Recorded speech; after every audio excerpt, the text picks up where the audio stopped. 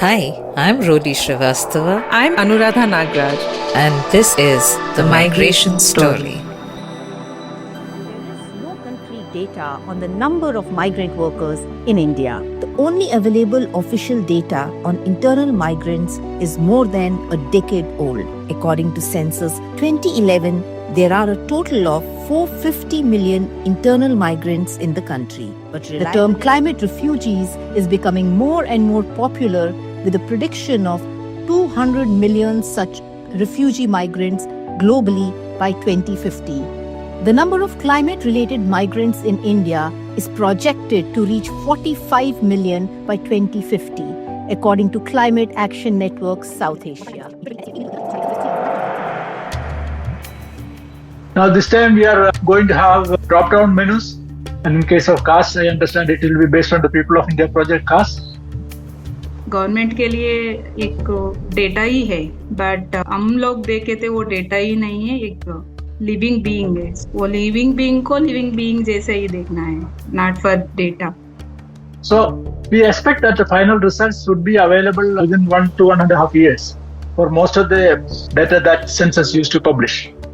Census तो ज्यादातर वो माइग्रेंट तब करते हैं उसी समय उनका ज्यादातर का सेंसस चालू होता है. सो गवर्नमेंट का सारा स्कीम सर्वे वो इस सीजन में चालू होता है.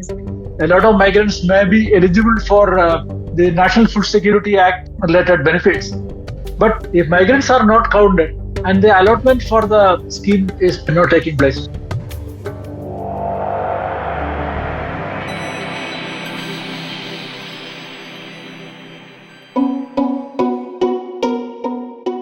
Hello and welcome to the Migration Story podcast. My name is Anuja and I am an independent journalist based in Delhi. On 16th June, the Indian government officially notified the 2027 census, ending years of delay. The last census in India was held in 2011. This will be the 16th census and the 8th after independence. While data collection has advanced over the years, the upcoming exercise will take place digitally through mobile applications. Migrants, especially low-income migrant workers, have often found themselves being left out of the count due to a high mobility factor. In today's podcast, we will discuss the upcoming census exercise and the challenges associated with enumerating migrants. Our first guest is Mr. K. Narayan Unni, who has served as a Deputy Registrar General and was a member of the Advisory Committee for Census 2011 and 2021. He is a statistician who specializes in census surveys, civil registration, and data processing. He is based out of Kochi in Kerala. Welcome to the podcast, Mr. Unni. Yeah, thank you. Our second guest is Ms. Asha M, who is based in Mysore, Karnataka. She is the founder and president of Yuva Chetna Foundation. The organization works for forest-dwelling communities, including tribal youths, and empowers them through education and leadership. Through her work, Ms. Asha has often engaged with migrant workers extensively. Welcome to the podcast, Ms. Asha. Thank you. My first question is to you, Mr. Unni. Could you give us a brief overview of what happens next? Meaning the census has been notified now. What comes next? How the upcoming census will be conducted? And when is the final publication of the reports likely to take place? The census notification is just basically an intent of the central government to do the census. Now it is followed by a series of steps. So the first one is a request to the state governments to freeze all the administrative boundaries, because governments are known to create new tahsils, new districts and new towns all along the time. So unless these are all frozen, they stop doing that. It is very difficult to conduct the census because you won't know who is in charge of what, where. So that is one of the steps that will be taken. Then it is followed by what is called the house listing operations. Complete address list of where people live and people may be living. If that list is incomplete, you do not have the census being done on that places, and then there will be leading to a lot of under-enumeration. So to avoid that, the house listing is done prior to the census.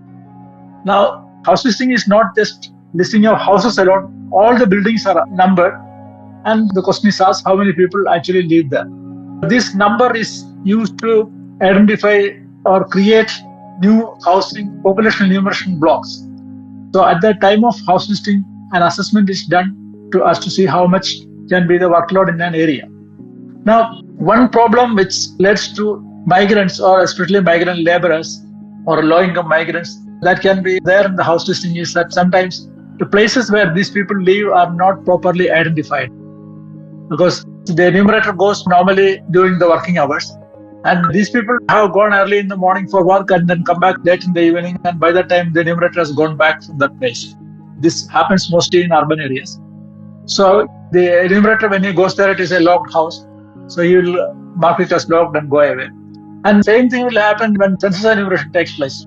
So that is a chance where the people get omitted. Especially this is happening more with migrant labor and more in urban areas, but also in rural areas now in some southern states where a lot of migrants have come from other places. Now, the other question is, now what do you do after that? After this list is made, wherever it is required, you redraw the boundaries of the enumeration areas, and then the list of households which are available in those places, and the entire list of buildings is there, but the list of households is specifically marked, and that is prepared. It is called the abridged house list. And that is actually used as the basis for the census enumeration when it takes place normally during 9th to 28th February of the census year. That this time it will be 2027 February. So during that period, the enumerators go around all the houses. And this time it is planned that the data collection will be as much as possible be done using what they call portable equipments, either laptops or not laptops, it's actually palm tops or things like that, or even mobile phones, whichever is convenient for the enumerator. Now, the question that you were asking is about how long it can take the data to come out. Now, this depends on some things. Some of the data will come out very fast because as soon as the data is collected, it is going into a server. Or if the person is collecting data at a place where there is no connectivity, it is planned to be collected either in the evening or something like that, wherever the enumerator can go and connect it to the central server. Also, to ensure that the enumerator is going around the places, the location of the house, the geo coordinates are also being collected so that it ensures that the person has actually gone there. This is a safeguard which is being taken this time. And this helps us compiling the data in the central server almost on a real-time basis. By the time the data collection is over, almost the entire data will be already on the server. But still there will be some checking, etc. required for things which used to be coded earlier. Earlier there used to be something like open questions on what is the type of occupation you are doing, or what is your religion, what is the language, what is the name of the caste, etc. So these used to be open questions. Now this time we are going to have drop-down menus based on responses available from the previous censuses. And in case of caste, I understand it will be based on the People of India project caste. And then that will be used to the extent possible. And if there are some names which are coming which is not there, that alone will need coded. So the coding work is very highly reduced. It's a fraction of what it used to be earlier. So we expect that the final results would be available within 1 to 1.5 years for most of the data that census used to publish. So that is the situation as of now. So just for our readers, when we say 1 to 1.5 year, do we mean this from now or do we mean this from 2027? I mean, it is from 2027, yeah. Right. See, earlier it used to take 4 to 5 years minimum. So to compare to that, it is 1 to 1.5 years, I'm saying.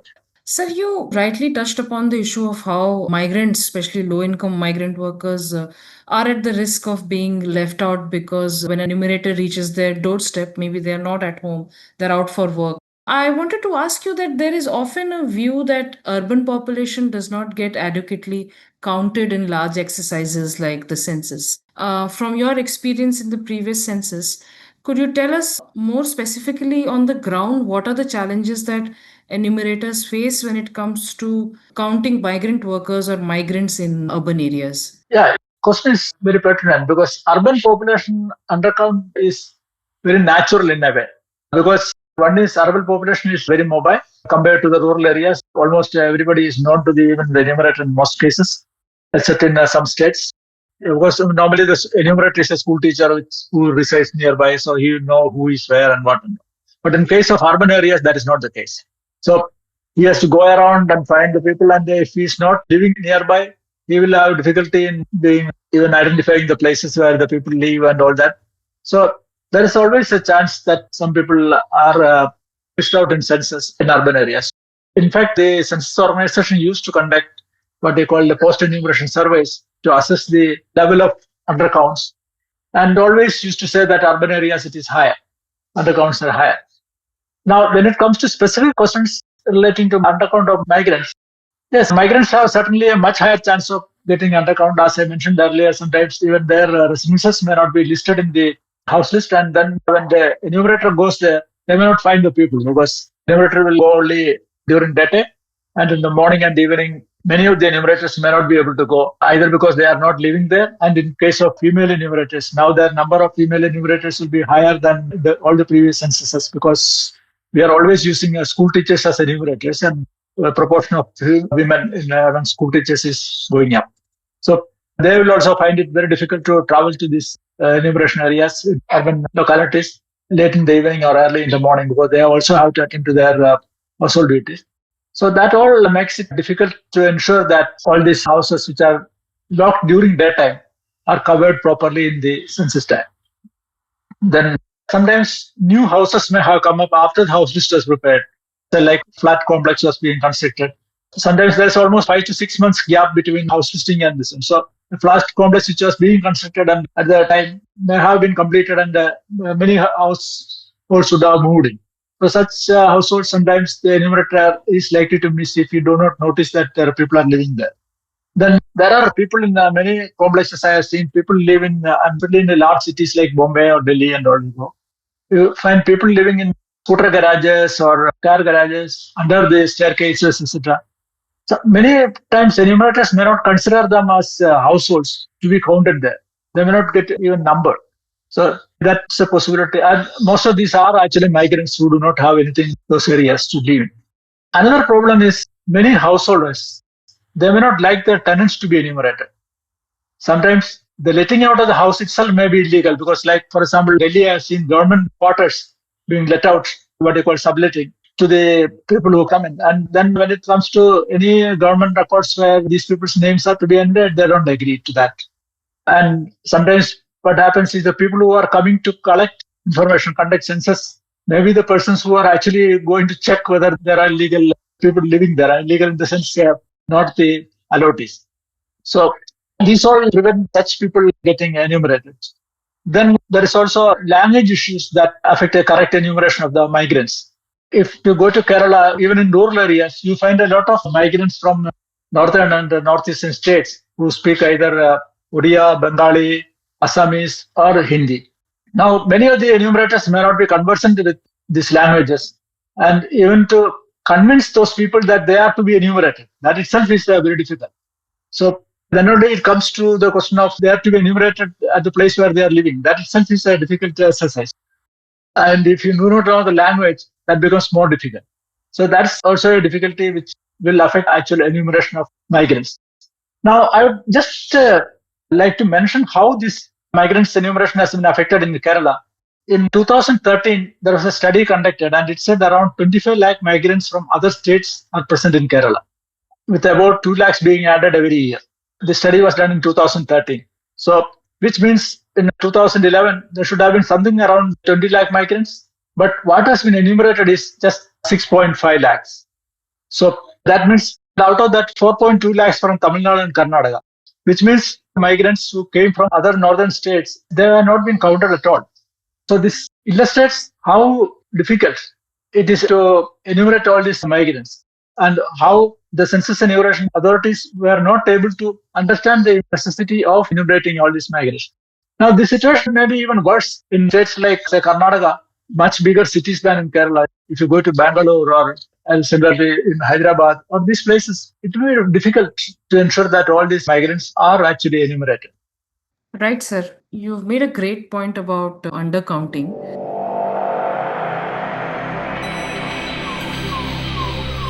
कोई बिहार से आया है, कोई कलकत्ता से आया है, कोई UP से आया है, कोई उत्तराखंड से आया है। बहुत दूर के लोग यहाँ अपना, उनका रहने की जगह नहीं है। in that case also Delhi comes in number one position for getting the medical treatments. All over India and worldwide, people try to set inside the AIIMS or Safdarjung to get their treatment done. No doctors back home, no money for private care. For India's poor, AIIMS Delhi is the last hope. Learn more on the Heat Shift series only on the migrationstory.com.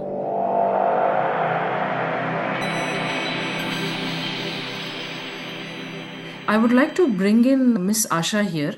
And I wanted to ask you, that you have engaged with a lot of tribal migrant workers in Karnataka, both those who leave homes to work outside and those who are in migrants who come from other cities and states inside Karnataka to work.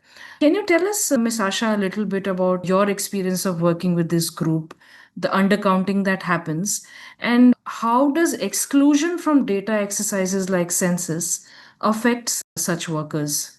Thank you. Hindi में बात करूंगी।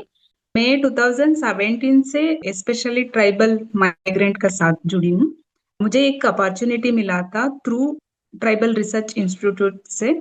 उन्होंने 2017 में एक order pass किया था, specially Coorg district में bonded labour का डेटा चाहिए, स्पेशली जेनुकुर्बा करके एक ट्राइबल कम्युनिटी है उनका।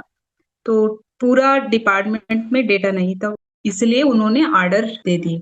फिर हमको 2018 से काम करना पड़ा। मैं स्पेशली 6 मंथ डेटा कलेक्शन का पूरा मैनेजमेंट मेरा था, इवन फाइंडिंग रिपोर्टिंग सारा काम किया। उस समय मेरा एक्सपीरियंस था, स्पेशली बॉन्डेड लेबर का निषेध है वो नहीं करना, इसलिए वही बड़ा चैलेंज था। फिर हमारा साथ कहाँ पर लोग रहते हैं, माइग्रेंट वर्कर रहते हैं, उनका इंफॉर्मेशन बहुत ही कम था। सो बहुत चैलेंजिंग रहा। उस समय हम लोगों ने क्या करते थे, स्कूल में जाते थे, उधर पूछते थे, मतलब स्पेशली जेनुकुर्बा कम्युनिटी से कुछ चिल्ड्रंस आपका स्कूल में पढ़ते हैं क्या, ऐसे करके।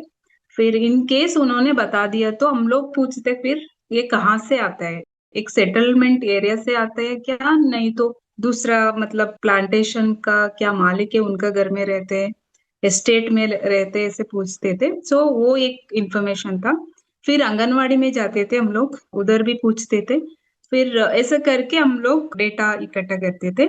मैं सोमोटोस्कोपी करके एक एंथ्रोपोलॉजिक मेजरमेंट का एक टेक्निक है, वो मैं पढ़ी थी, इसलिए मैं स्पेशली वो ट्राइब को आइडेंटिफाई करने में मुझे बहुत मदद मिला था। फिर इसमें हाउस होल्ड सर्वे करना बहुत मुश्किल था, because they are lived in owner house, owner का साथ रहते थे।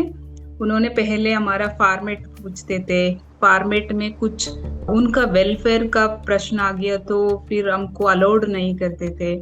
कभी कभी मतलब उनका लाइन हाउसेस बहुत इंटीरियर जगह में होते थे, उधर लोग रहते क्या ऐसा मतलब अंदाजा भी नहीं कर सकते थे। देन वो भी बहुत मुश्किल था उनको रीच करने में इंडिविजुअली, मतलब फ्रीडम नहीं थे उनको, मतलब इतना डराव था ओनर का, कुछ अलग बोल दिया तो हमको मतलब पनिशमेंट मिलेगा ऐसे।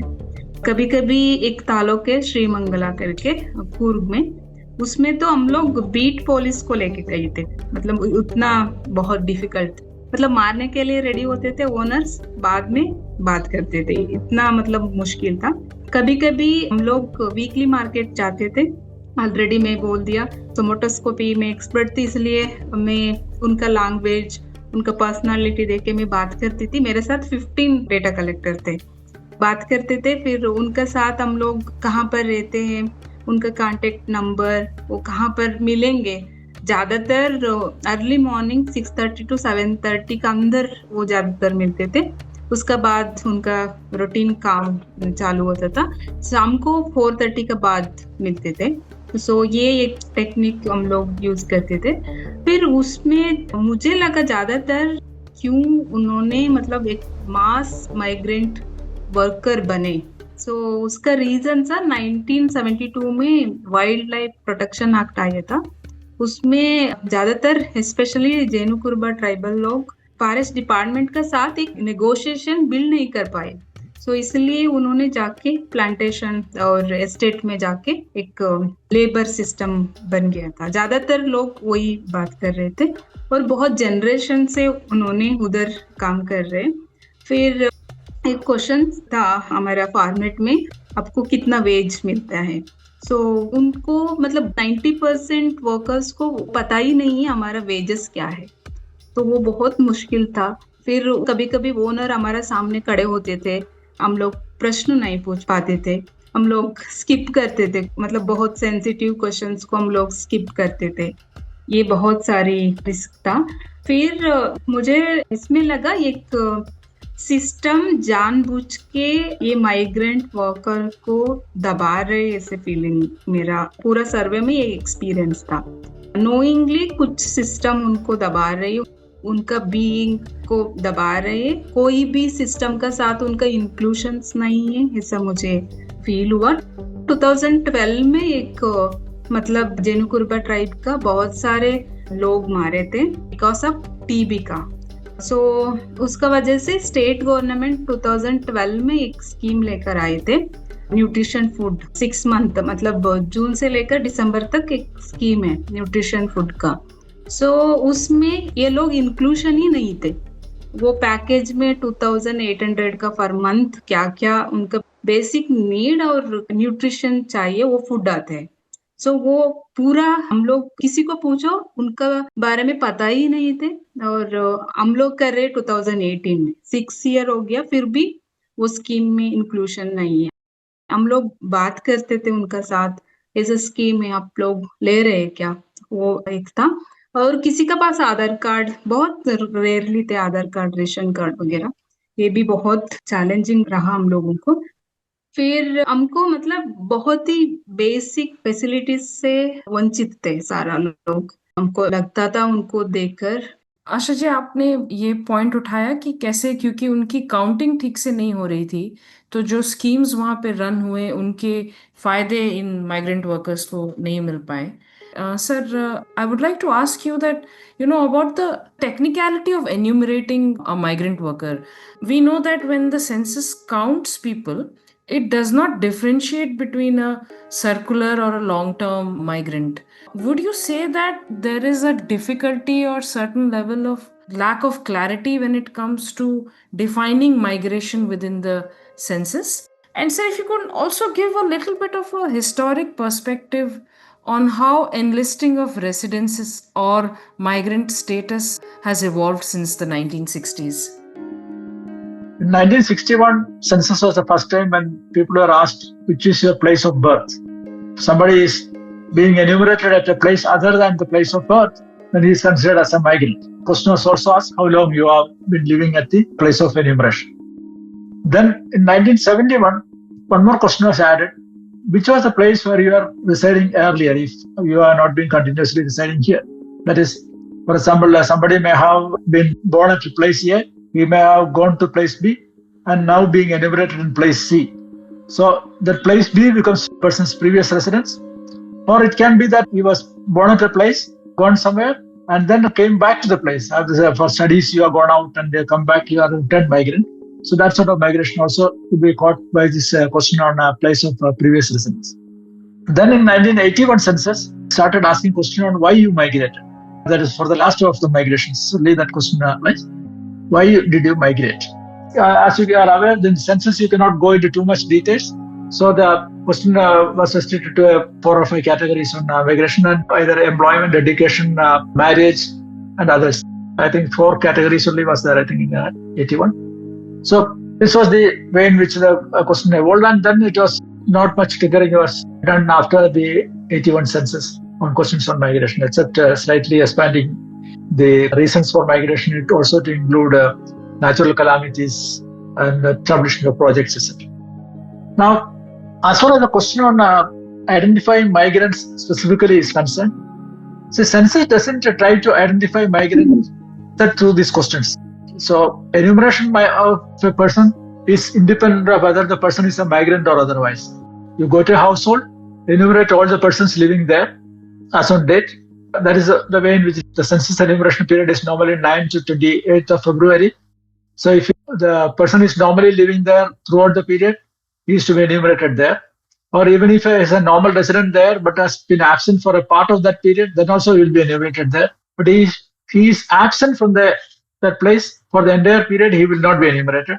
But on the other side, if somebody is a visitor in that household and is living there throughout that period, 9 to 28 February, both days inclusively, then the person will be enumerated there only.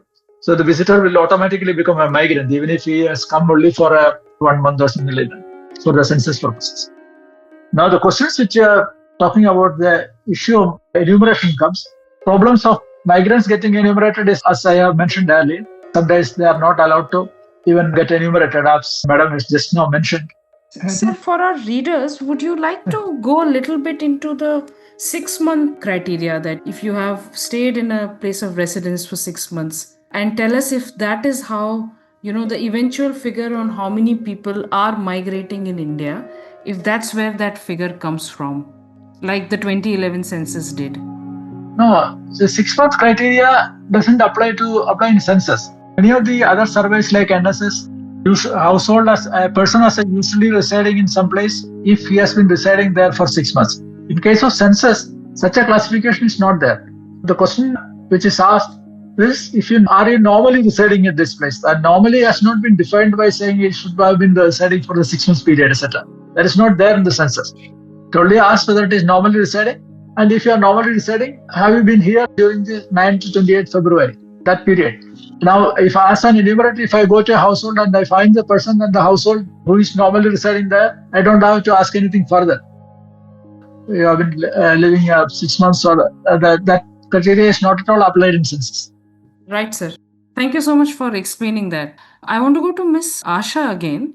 Asha ji, आपने कर्नाटका में जिस time पर आप ये state level data collection कर रहे थे उस सर्वे के लिए, आपने गवर्नमेंट को इंश्योर किया था कि वो अपने डेट्स को चेंज करे ताकि जो माइग्रेंट वर्कर्स वहाँ थे वो इसमें इंक्लूड हो सके। इसका एक्सपीरियंस आपका कैसा रहा था, और क्या आपके अनुभव में आपको ऐसा लगा कि एक राजनीतिक एपैथी है लोगों में, एक पॉलिटिकल एपैथी है जहाँ पे लोग माइग्रेंट्स को इंक्लूड करने में इतने इंटरेस्टेड और आउट ऑफ द वे नहीं जाते हैं? हम लोग रिक्वेस्ट नहीं किए थे, हम लोग मतलब पूरा तैयारी किए थे ट्राइबल रिसर्च इंस्टीट्यूट से। पीक माइग्रेशन होता है कूर्ग के लिए अक्टूबर टू फरवरी। सो बहुत ही जगह से लोग काफी निकालने का वर्क में बहुत सारे लोग आते, इसलिए हम लोग मार्च में हम लोग स्टार्ट किए थे। उस समय कौन ज्यादातर एक रेगुलर माइग्रेशन वर्क में है, वो उसके लिए हम लोग बहुत ही बेसिक प्लान किए थे। फिर उधर भी हम लोग बहुत ही स्ट्रैटेजी यूज कर रहे थे, मतलब उधर जाके, उधर क्लाइमेट ऐसा है, मतलब सुबह लोग 8 बजे के बाद लोग नहीं मिल पाते रेसिडेंट में, और उनका टाइम मतलब इवनिंग काम खत्म होता है 4:30 के आसपास। सो हम लोग उधर जाके ये सारा मतलब उनका जोग्राफिकल देके टाइमिंग्स को हम लोग पता करके हम लोग स्ट्रैटेजी यूज किए थे। फिर ज्यादातर हम लोग वीकली मार्केट, मतलब 2 बार वीकली मार्केट होता थे, मंडे और फ्राइडे। उस समय तो हम लोग ज्यादातर सारा माइग्रेंट वर्कर उधर मिलते हैं, मतलब सामान लेना है, तो इसलिए ज्यादातर लोग आते हैं वीकली मार्केट में, वो हम लोग फाइंड कर रहे थे। फिर ये तो है आर्टिकल एपैथी है, उनको मतलब गवर्नमेंट को भी पता है कुछ डेटा एरर है, फिर गवर्नमेंट के लिए एक डेटा ही है, बट हम लोग देखे थे वो डेटा ही नहीं है, एक लिविंग बीइंग है। सो वो लिविंग बीइंग को लिविंग बीइंग जैसे ही देखना है, नॉट फॉर डेटा। सो वो हम लोग ज्यादातर एक लिविंग बीइंग को कैसे देखना है, वो ज्यादातर हमारा क्वेश्चंस वगैरह में हम लोग बहुत स्ट्रैटेजी यूज की थी। फिर ज्यादातर हम लोग एक पॉइंटिंग स्पेस को यूज किए थे, आंगनवाड़ी और स्कूल, वीकली मार्केट, मतलब हमारा सर्वे से मतलब वो एक्सक्लूड नहीं होना है कोई भी माइग्रेंट वर्कर। सो वो हम लोग किए थे। वो एक बड़ा एक सर्वे था, और एक बड़ा एक 493 फैमिली को हम लोग आइडेंटिफाई किए थे, तो वो एक बड़ा सेटिस्फेक्शन वर्क था, और एक बड़ा डेटा स्टेट गवर्नमेंट को मिला था। उसका वजह से अभी बहुत सारे स्कीम पॉलिसी मेकिंग प्लान्स चल रहा है। स्पेशली वो migrant, specially bonded labour, migrant worker, उनका वेलबींग के लिए, उनका वेलफेयर के लिए क्या करना है। Specially state government, Karnataka state government, उनका वेलफेयर के लिए थ्रू दिस डेटा बहुत ही अच्छा से प्रोग्राम इम्प्लीमेंट कर रहे हैं। उनका रिहेबिलिटेशन करने के लिए, सेटलमेंट के लिए बहुत अच्छा सा प्रोग्राम भी कर रहे हैं, इम्प्लीमेंट भी कर रहे हैं। जी, आपके थॉट्स शेयर करने के लिए। ये आपने काफ़ी अच्छी बात कही कि उस डेटा को अब यूज़ किया जा रहा है माइग्रेंट वर्कर्स की मदद पहुंचाने के लिए। I want to ask both of you the last question for today, which is that the census has been delayed by at least 6 years. In both of your opinions, how do you think such delays impact migrant workers when it comes to registering for social security schemes? And what would a fair and effective inclusion mean for migrant workers? Meaning, how big of a win is it if migrant workers do get counted effectively? Asha ji, मैं पहले आपको पूछना चाहूंगी कि आप इसके बारे में क्या सोचते हैं कि अगर माइग्रेंट वर्कर्स को इफेक्टिवली काउंट किया जाए तो कितने आगे तक ये पहल फिर जा सकती है? एक्चुअली गवर्नमेंट बहुत ही अच्छा स्कीम्स प्रोग्राम अनाउंस करते हैं, बजट भी देते हैं, ठीक है। फिर उनका पास डेटा ही नहीं है कितना तक पहुंचा है वो इफेक्टिवली। सो विदाउट डेटा वो इफेक्टिव इम्प्लीमेंटेशन नहीं हो पाता है। सो इसलिए ऑलरेडी डिले हुआ है सेंसस। डिले से बहुत सारे बेनिफिशियर छूट गया है, मतलब उनको वो नहीं मिल पाता है। फॉर एग्जाम्पल, अभी स्टेट गवर्नमेंट में एक विमेन के लिए गृहलक्ष्मी करके स्कीम है। कितना विमेन्स, मतलब स्पेशली माइग्रेंट विमेन उसको अटेंड कर पाए, कितना, मतलब वही काम करने वक्त में मुझे बहुत सारे माइग्रेंट विमेन को मिला। मैं एक तो डॉक्यूमेंटेशन का प्रॉब्लम है, ट्राइबल में आधार कार्ड नहीं होगा, अपडेटेड रेशन कार्ड नहीं होगा, ये तो है। एटलीस्ट सेंसस में भी उनका नाम नहीं होता है। सेंसस तो ज्यादातर वो माइग्रेंट तब करते हैं उसी समय उनका ज्यादातर का सेंसस चालू होता है। मैं जहाँ से वर्क करती हूँ वहां पर तो सीजनल माइग्रेशन है। सो गवर्नमेंट का सारा स्कीम, सर्वे वो इस सीजन में चालू होता है। सो ऑटोमेटिकली उन लोगों को इंक्लूजन करने में बहुत दिक्कत होता है। सो इस बार state government specially forest dwelling tribal के लिए फॉरेस्ट एक्ट का एक सर्वे हुआ था, उसमें मतलब स्पेशली माइग्रेंट वर्कर को होल्ड करने में बहुत एनर्जी लगा, हमको बहुत ताकत लगा के हम लोग उनको रुकवाए थे 15 डेज के लिए। वो सर्वे बहुत जरूरी था। और एक बार मैं बताना चाहती हूँ, मतलब माइग्रेंट वर्कर हो और हाउस होल्ड हो, मतलब जस्ट डेटा ही नहीं है, तो वो तो लिविंग बीइंग है। सो उनको काउंट करने से ही कुछ बेसिक फैसिलिटीज हो और उनका क्या नीड है वो पूरी हो सकती है, नहीं तो वो नहीं हो पाएगा। सो इसलिए सेंसस बहुत जरूरी है, स्पेशली हमारी जैसे लोगों को बहुत जरूरी है। और प्लान करना, और प्लानिंग करने के लिए और प्रोग्राम इम्प्लीमेंटेशन के लिए, उसमें भी इफेक्टिव इम्प्लीमेंटेशन के लिए ये सेंसस बहुत जरूरी है। जी, सही कहा आपने कि वो सिर्फ डेटा नहीं है, लोग हैं इसके पीछे। Mister Unni, would you like to share your concluding thoughts on this? Yeah. So first of all, the migration itself is something which is going on increasing over the period because economic development across the country is in a different manner. So migration will never stop. And the lack of any data on migrants, we had seen how difficult it was to see how many people are likely to go back to their states during the COVID pandemic when everything was shut down and the migrants were finding it difficult to live in their adopted places. So lack of data was a very serious concern at that time. How many migrants are going? Now, inclusion in the census, even if all the migrants are included, that is not going to benefit the individual. But as a community, unless the data are there, the group, whatever they are supposed to get, will not get it. Like, for example, a lot of migrants may be eligible for the National Food Security Act related benefits. But if migrants are not counted, overall counting of urban population itself goes down and the allotment for the scheme is not taking place. But as I just said, because of the lack of documentation like Aadhaar card or ration card, they may not get the benefit. But they can get the benefit even if they are eligible to get the benefit and they have all the records. If allocation is not there, they are not going to get. So that is one area where it is important to ensure that the numbers are there. Then, as a group, we know that so many people speaking a different language is at a place, teaching that particular language in the school or making some efforts to get the children of different mother tongue to study in the schools, etc. Those things can become easier. Similarly, there may be welfare measures that has to be taken specifically for migrants. It has to be planned. So migrants may be living in different type of accommodations. They may need facilities to see that they are not exploited, etc. Those can be done only if sufficient data are available. And similarly for social and health programs, health facilities, if migrants need to access the health facilities of the state governments, they may require ration cards and other things. So to avoid that, to help them get all these things, also you need to know how many migrants are there and what is their impact on the other programs and policies. So you actually need data on migrants. Apart from migrants being registered for different facilities, is also required, very important. Right, sir. Thank you so much for sharing that, and I want to thank both of you again for joining us today, and Mr. Unni for explaining so many of these issues to us, our listeners who will be joining in to learn more about census and migrant workers, and Miss Asha for sharing so much of her personal experience of counting migrant workers in the survey that she was part of. We are very glad that both of you could join us today, and thank you so much.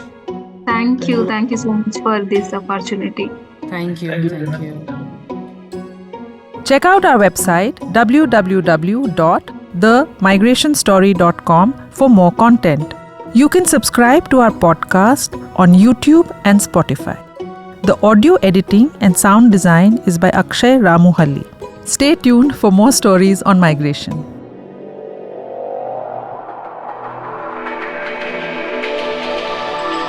The Migration Story.